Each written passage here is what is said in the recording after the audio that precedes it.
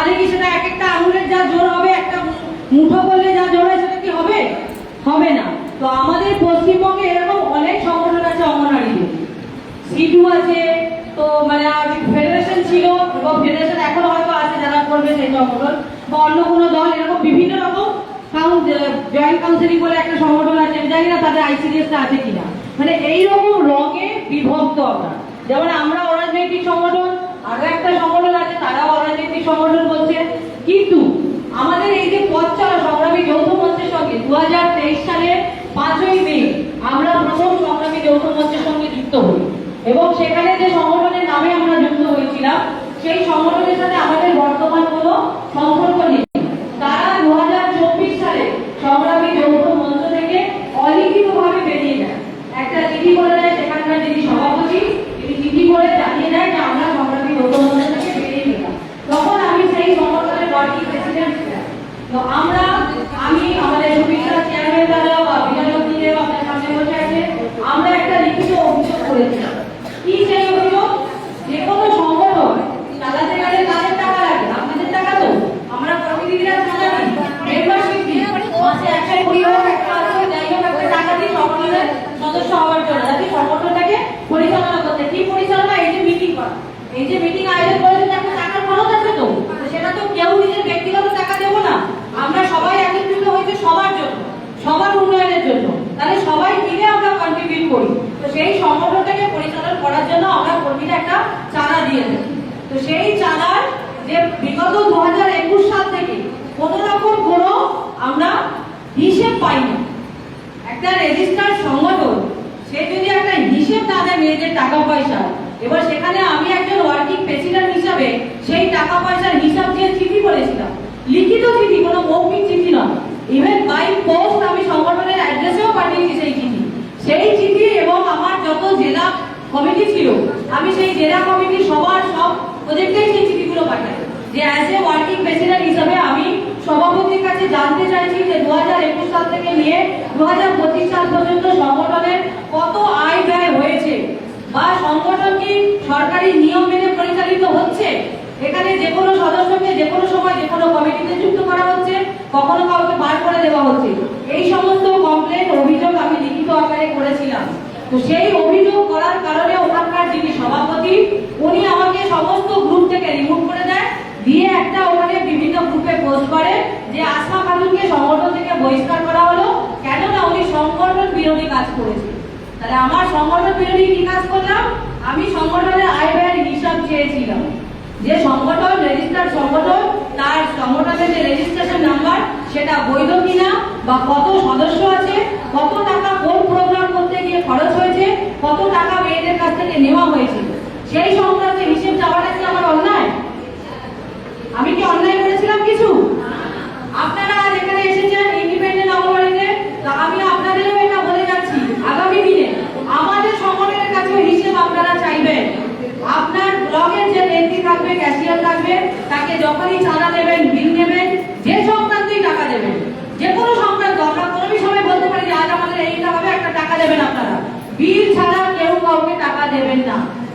এবং আপনারা যে টাকা দেবেন সেই টাকা কোথায় খরচ হলো, এই যে আজকের যে প্রোগ্রামটা হলো, এর তো একটা আয় ব্যয়ের হিসাব হবে, যে বন্দনাদি করুক, যারাই করুক, যারা একটা 5-6 মিলে তো বলেছে আয়োজনটা, তারা টাকা তুলবে, তারা টাকা খরচ করবে, সেই খরচের হিসেব যেন প্রত্যেক মেম্বারের কাছে পৌঁছায়।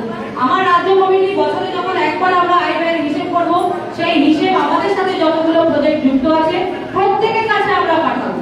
কারণ আমরা যে অসুস্থতার কারণে একটা সংগঠন থেকে বেরিয়ে এসে, মানে ওখান থেকে এসে আমরা ইন্ডিপেন্ডেন্ট হতে চেয়েছি, সেই ভুল দ্বিতীয়বার যেন আমরা কেউ না করি, এবং আপনারাও করবেন না। প্রত্যেকটা সদস্য যে 10 টাকাও দেবে তারও অধিকার আছে তার টাকার হিসেব চাওয়া। আমাদের সংগঠনের সদস্য হতে গেলে আপনাদের চাঁদা হচ্ছে 120 টাকা বছরে, মানে মাসে 10 টাকা করে, তার সঙ্গে একটা 50 টাকা যোগ করা হয়েছে, সেটা হচ্ছে আমাদের সোশ্যাল ওয়েলফেয়ার ফান্ড। এটা কি জন্য করা হয়েছে?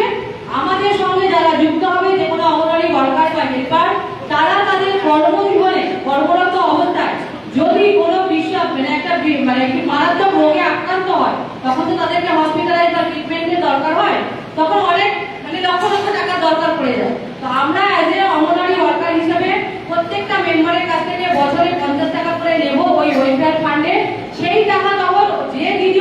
হবে এবং ওইরকম রোগজনিত কারণে হসপিটালাইজ হবে, তখন তাকে আমরা সাংগঠনিকভাবে 5,000 হোক 10,000 যতটুকু আমাদের ফান্ড থাকে, আমাদের মেম্বার বাড়লে ফান্ডটাও বাড়বে, সেই অনুযায়ী একটা মেম্বার তো নিশ্চয়ই অসুস্থ হবে না, আমাদের একটা অঙ্গনওয়াড়ি দরকার, আমরা একজনকে দেবো না, বিভিন্ন জায়গায় বিভিন্ন কর্মীরা অসুস্থ হবে, তখন সেই ফান্ড থেকে যতটুকু পরিমাণ আমরা তাকে সাহায্য করতে পারবো, সেটা 5,000 হোক 10,000 হোক আমরা করবো, এবং সেই টাকা কিন্তু নন রিফান্ডেবল, মানে সেই টাকা সেই কর্মীকে ফেরত দিতে হবে না, তাহলে আমাদেরই টাকা আমাদের কর্মীকেই আমরা দেবো।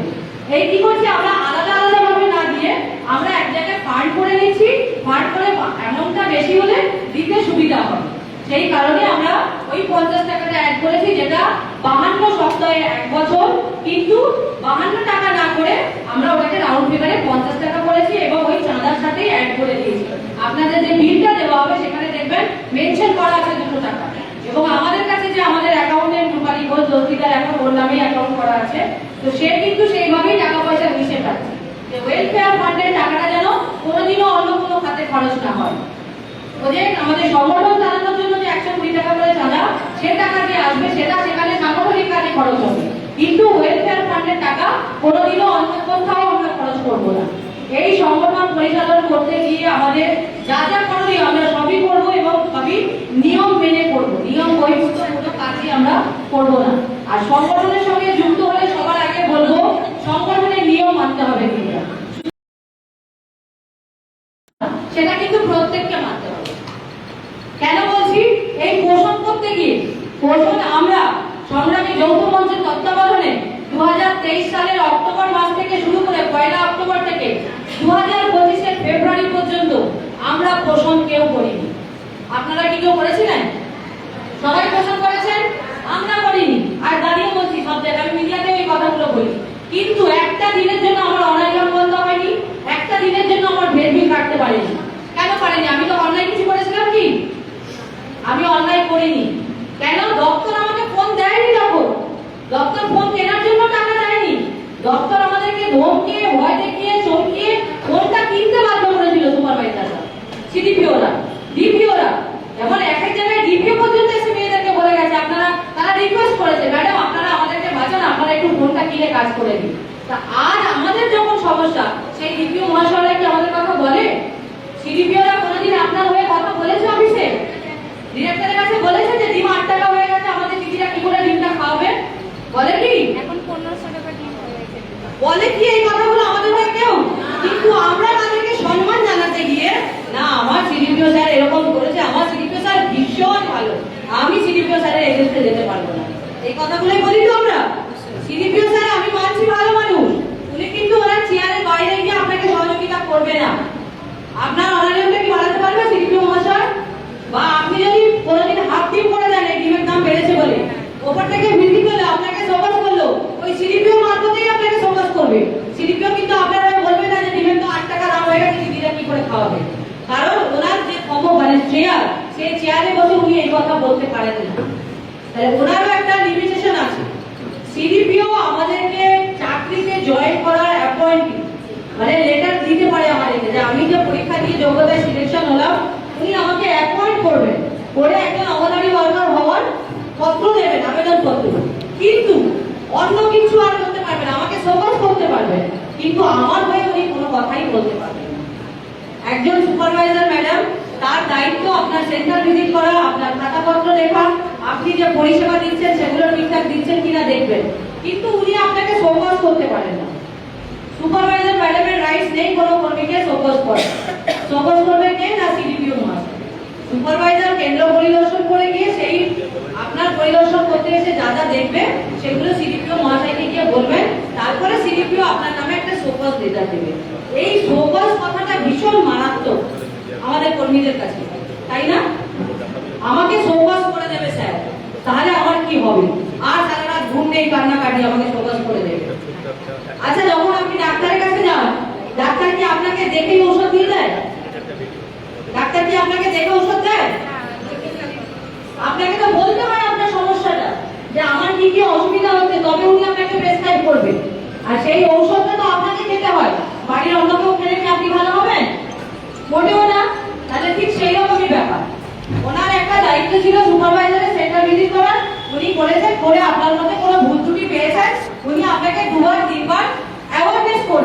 যে দিদি আপনি এই কাজটা ভুল করেছেন, আগামীবারে যখন আমি ভিজিটে আসবো এই ভুলটা যেন আপনার না পাই।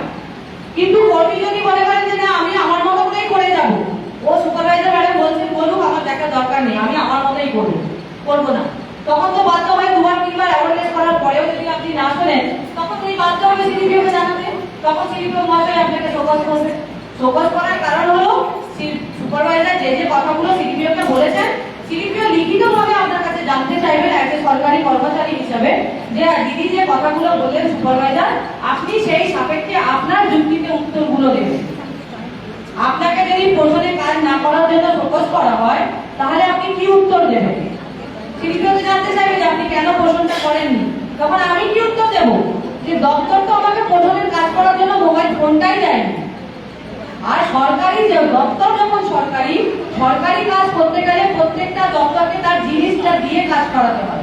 এটা সুপ্রিম কোর্টের অর্ডার, যে যে কোনো কর্মচারীকে যদি আপনি কাজ করাতে চান, তখন কিন্তু তাকে তার প্রয়োজনীয় জিনিসপত্র দিয়ে কাজ করাতে হবে।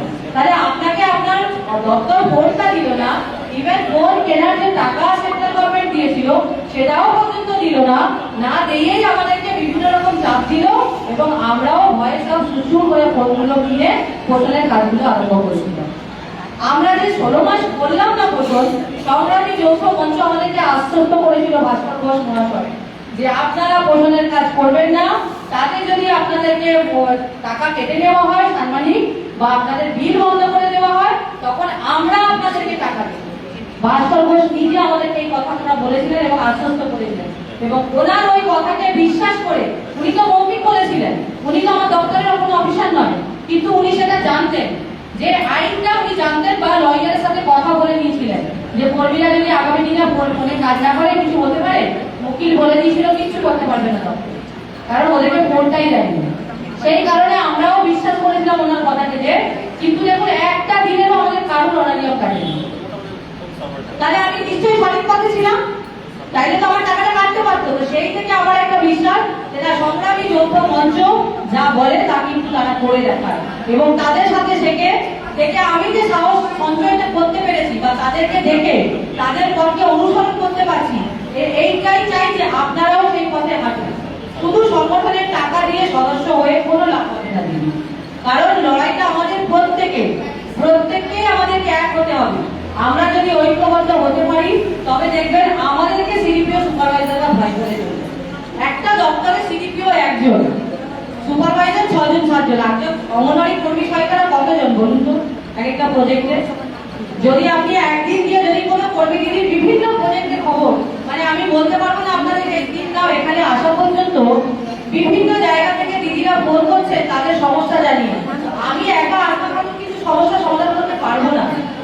আপনার সঙ্গে সমস্যা হচ্ছে, আমি আপনাকে পথটা বলে দিতে পারবো যে আপনি এই কাজগুলো করুন, কিন্তু প্রত্যেকে যদি বলেন যে আপনি আমার সাথে আমার অফিসে চলুন, এটা কিন্তু সম্ভব হবে না আমার পক্ষে, কারণ আমিও একজন দিনের শেষে অঙ্গনারী। আমরা যে পথগুলো বলে দেবো, বা আমাদের সুবিশা, ভাস্কর ঘোষ দাদা, অনিরুদ্ধ ভট্টাচার্য যারা রয়েছেন, তারা যখন বলে দেবে যে এইভাবে চলুন, এইভাবে আপনাদেরকে সহযোগিতা করবো, আমাকে সেই পথটা মেনে কিন্তু চলতে হবে। আর আমি যদি কারোর দিকে একটা আঙুল তুলি, বাকি 3টে আঙুল আমার দিকে, আমি যদি দপ্তরকে বলছি আপনি আমার পাওনাটা দিচ্ছেন না, তাহলে দপ্তর আমাকে যতটুকু পরিষেবা দেওয়ার জন্য যা কিছু দিচ্ছে, আমাকে কিন্তু সেই দায়িত্বটা সঠিকভাবে পালন করতে হবে। আর আপনাদের বীরভূম জেলা থেকে গত এক মাস আগে তো কি সূর্যকান্ত মিশ্র না কি নাম ছিল দাদা এমএলএ, কৃষ্ণকান্ত সাহা দাদা, সত্যি কথা বলতে দিদি যখন ওই ভিডিওটা আমার সামনে আসে না, আমি মানে নামাজ পড়াটা আমার বাকি ছিল, আমি মানে মনে মনে ভাবছিলাম যে আমি নামাজটা পড়ি কখন, তারপরে আমি ভিডিওটা করব। মানে আমার মধ্যে একটা অস্থিরতা কাজ করছিল, যে উনি কি করে এই কথাগুলো বলতে পারেন একটা অঙ্গনওয়াড়ি ওয়ার্কারকে। আমার সেই তখনই আমি মানে নামাজটা কোনো রকমে পড়েছি, পড়ে সঙ্গে সঙ্গে আমি ভিডিওটা করতে বসেছি। মানে যখনই কোথাও কোনো পোস্ট থেকে অঙ্গনওয়াড়িদেরকে জোর বলছে, আমার মাথা থেকে পাখা পর্যন্ত একদম মাথা গরম হয়ে যায়, যে আমাদেরকে চোর। আমি মানছি আমাদের মধ্যে সবাই আমরা সমান নই, হাতের 5টা আঙুল যেমন সমান নয়, আমাদের মধ্যেও কিছু দিদিরা আছে মারাত্মক একেবারে ডেঞ্জারাস বলবো একেবারে। আমি মানে দেখছি তো দিনের পর দিন মিডিয়াতে চালের বস্তাগুলোকে বাড়ি নিয়ে চলে যাচ্ছে, থানা পুলিশ হচ্ছে, তাকে থানায় বসিয়ে রাখে। তো এই সমস্ত এখন তো সোশ্যাল মিডিয়ায় সবকিছু দেখতে পাই আমরা, কিছু মন্দিরও আছে যা রটে তার কিছু তো বটে, কিন্তু তাই বলে সবাইকে দাঁড়িয়ে দেওয়া আর সবার দিকে একেবারে সবাই উঠে একেবারে আইসিডিএস এর পেছনে লাগা, এটা মেনে নেওয়া যায় না। কারণ আমি যখন অন্যায় করব না, আমি অন্যায় মানবো না। আর দপ্তর নিজে ডাকাতি এতদিন করে গেছে বলেই কিন্তু আজ আমাদেরকে চোরটা বানিয়ে দিয়েছে ওরা। মানে ম্যানেজের জায়গায় এমন পৌঁছে দিয়েছে, আমরা 25,000 টাকার মোবাইল ফোন কিনে কাজ করে দিচ্ছি। তা সেই মোবাইল ফোনটা কিনতে কিন্তু আমার টাকাটা লেগেছে, সেই টাকাটা কে দিয়েছে? দপ্তর দিয়েছে কি? সেন্ট্রাল গভর্নমেন্ট টাকা দিয়েছিল, স্টেট গভর্নমেন্ট দেয়নি। তারপরেও আমরা ফোন কিনে কাজটা করে গেছি। বা আমাদের সেন্টারের যে জিনিসপত্র বছরে প্রত্যেক বছর 10,000 টাকা করে অ্যালোকেট হয় সেন্টার থেকে, আপনারা জানেন? এই সরকার যতদিন ছিল, বিগত সরকার কিচ্ছু দেয়নি। এমনকি আমাদের যে ইউনিফর্ম সেইটা পর্যন্ত প্রত্যেক বছর দেয়নি 500 টাকা করে, সেটাকে 250 টাকা করে 500 টাকা করেছে। তাও 2021 সালে একবার দিয়েছে, আর মানে 2025 না 24 দিল ইউনিফর্মটা, 24 দিয়েছে। মানে 25 আমরা ইউনিফর্ম পাইনি, আর মানে 25 ইউনিফর্মের টাকা পকেটে চলে গেছে। তার মধ্যে চাল পাঠাচ্ছে 50 কেজির বস্তায় 45 কেজি 40 কেজি, কখনো ডাল 30 কেজির বস্তায় 25 কেজি 28 কেজি ডাল। তাই এই প্রতিবাদগুলো কিন্তু আমরা করছি না। আমি প্রত্যেকটা দিদিকে বলবো, যখনই আপনার খাবার দিতে আসবে প্ল্যানিং কন্ট্রাক্টর, আপনি ভিডিও করবেন, ওকে বলবেন ওজন বেশি নিয়ে আসো, তুমি ওজন বেশি না নিয়ে আমি খাবার নেব না। ওটা কিন্তু দেয়, ও ওজন করে আমাদেরকে খাবারটা দেবে, ওটা ওর দায়িত্ব, ওর দায়িত্বের মধ্যেই পড়ে। কিন্তু আমরা প্রতিবাদ করি না। ওজন করে ও না, আমার ওজন বেশি আমি ওজন করাই, আমি ওজন করাই, তুমি দাঁড়িয়ে থাকো, আমি ওজন করবো। আমি ভিডিও করে সিরিজকে পোস্ট করেছি যে এত সাল কম কেন আমাদের করে। আমার মেয়ে মানে আমার প্রজেক্টে যে দিদিরা আছে, যারা আমার সাথে আছে, তারা করে। আমি প্রত্যেকবারে ওজন করে চাল নিই, চালের বস্তা যেন চাল কম না থাকে। কেন নেব? আমাদেরকে চোর বলা হবে, ম্যানেজ করতে বলা হবে, আমরা কেন করবো? তাহলে আমরা যদি ম্যানেজ করে করে ম্যানেজার থেকে এখন সমাজের কাছে আমাদের নাম হয়ে গেছে চোর, আর আমরা আমাদেরকে ম্যানেজার করে ফেলেছি, ম্যানেজ করে নিচ্ছি। 7 টাকা 8 টাকা ডিম হলেও আমরা খাওয়ানোটা বন্ধ করতে পারি না। কি বলি আমরা মায়েদের, যা শিশুদের ডিম না দিলে শিশুরা খাবে না। শিশুকে খাওয়ালেও আপনি 9,000 টাকা পাবেন, আর শিশুকে না খাওয়ালেও ডিম আপনি 9,000 টাকাই পাবেন। আমি 90 জনকে খাওয়ালেও 9,000 টাকা পাবো, আমি 10 জনকে খাওয়ালেও 9,000 টাকা পাবো। এই তফাৎটা আমরা বুঝতে চাই না। আমরা ভাবি বেশি বেশি বাচ্চাকে খাওয়াবো। কেন ভাই? বেশি বেশি বাচ্চাকে খাওয়ালে কি আমি মাইনে বেশি পাবো? আপনি কিন্তু কাজটা বেশি করছেন। আমার সেন্টারে 20টা বাচ্চার কাজ করছে, আর কেউ 200টা বাচ্চার কাজ করছে, তাহলে পরিশ্রমটা বেশি করছেন তো, পারিশ্রমিক কি বেশি পাচ্ছেন? পাচ্ছেন না, একই পাচ্ছেন। তাহলে এইগুলো আমাদের আরবান আর রুরালের মধ্যে একটু তফাৎ আছে। আরবানে বেনিফিশিয়ারি কম বলে আমাদের বেনিফিশিয়ারি গুলো কম, আর রুরালে অনেকটা বেশি। যাই হোক, এই যে 200 জনকে খাওয়াতে গিয়ে আপনার যে ঘাটতি হচ্ছে, সেই ঘাটতিটা তো মেকআপ করতে হচ্ছিল। সেই ঘাটতি মেকআপ করতে গিয়ে আমরা চোর হয়ে যাচ্ছি। দপ্তর কিন্তু সবই জানি। চাল ডালের ওজনটা যেটা, সেটা তো সুরাহা কিছু হচ্ছে না। এটা সুরাহা, শুনুন, সুরাহা যদি কোনো কিছুই সুরাহা হবে না। আমরা যদি চাই তখনই কিন্তু সুরাহা হবে। আমরা প্রতিবাদ যদি সবাই মিলে করতে পারবো, সেদিন কিন্তু সুরাহা হবে। তা না হলে কিন্তু আপনি আলাদা করলেন, আপনার প্রজেক্টে একজন, আমার প্রজেক্টে আমি একজন, সুরাহা উল্টে আপনাকেই দমিয়ে দেবে আপনার মেয়েরা। আমাদের কর্মী দিদিরাই আমাদের শত্রু, বাইরের আবার সিডিপিও তোমাদের শত্রু নয়, আমার কর্মী দিদিরাই শত্রু।